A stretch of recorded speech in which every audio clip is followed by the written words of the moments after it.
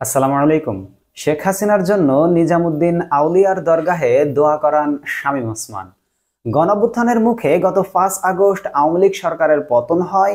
সেদিনই দেশ ছেড়ে ভারতে পালিয়ে যান সাবেক প্রধানমন্ত্রী শেখ হাসিনা। এরপর অন্তর্বর্তী সরকার ক্ষমতা এলে তার দলের অনেক নেতা গোপনে দেশ ছেড়েছেন।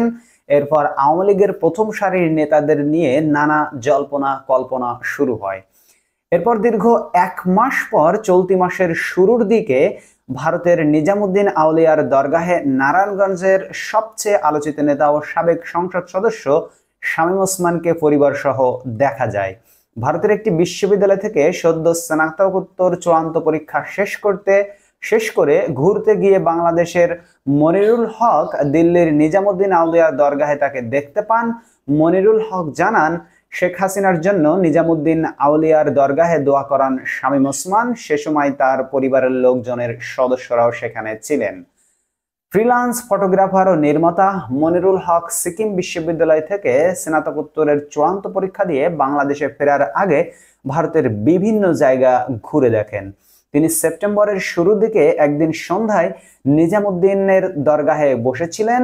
এ সময় হঠাৎ বাংলাদেশ শব্দ শুনে তাকালে দেখেন এক ব্যক্তি বাংলাদেশের নাম উচ্চারণ করে দোয়া করছেন।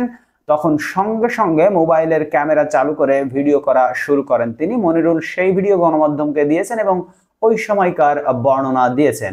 ভিডিওর উর্দু ভাষায় সে দোয়া বাংলায় করলে হয়, শামীম ওসমান সাহেবকে সালাম পৌঁছানোর জন্য সামর্থ্য দাও, শেখ হাসিনা সাহেবাকে শানদার সাফল্য দান করো, বাংলাদেশে ফিরে যাওয়ার ভাগ্য দান করো। মনিরুল হক জানান, তিনি সেখানে শামীম ওসমানকে দেখে অবাক হন। ওই সময় শামীম ওসমানের সঙ্গে তার পরিবারের সম্ভবত আরো 3 জন সদস্য ছিলেন। পরে তিনি শামীম ওসমানকে অনুসরণ করতে থাকেন। দরগাহের এক পাশে থাকা খাবার জাতীয় শামীম ওসমানও তার পরিবারের সদস্যদের তবারক বিতরণ করতে দেখেন। এমনকি যিনি দোয়া করেছিলেন তাকেও টাকাও দিতে দেখেন শামীম ওসমানকে। মনিরুলের দাবি, শামীম ওসমানের সঙ্গে তার একবার চোখাচোখি হয়, তবে কোনো বাক্য বিনিময় হয়নি। শামীম ওসমানকে দেখে হতাশ মনে হয়েছিল বলেও জানান বাংলাদেশি এই শিক্ষার্থী। এর আগে শামীম ওসমানকে পরিবার সহ দেখেছেন বলে ফেসবুকে পোস্ট জানিয়েছিলেন ভারতে অধ্যয়নরত আরেক বাংলাদেশি শিক্ষার্থী আকাশ হক, যা ইত্তেফাক অনলাইনে প্রকাশিত হয়। গত 19 জুলাই বিকালে নারায়ণগঞ্জ শহরের চাষাড়া বঙ্গবন্ধু সড়কে কোটা সংস্কার আন্দোলনকারীদের উপর শামীম ওসমান ও তার সহযোগীদের গুলি ছোড়ার অভিযোগ রয়েছে।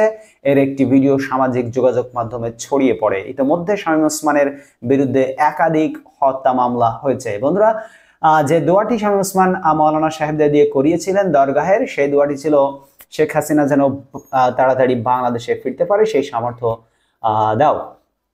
ধন্যবাদ বন্ধুরা সবাইকে ভিডিওটি দেখার জন্য। আপনারা আপনাদের মূল্যবান মতামত কমেন্ট বক্সে জানাতে ভুলবেন না। দেখা হবে পরবর্তী ভিডিওতে অন্য কোনো খবর নিয়ে। সেই পর্যন্ত আপনারা সকলে আল্লাহর রহমতে ভালো থাকবেন। এখন বিদায় নিচ্ছি। আল্লাহ হাফেজ।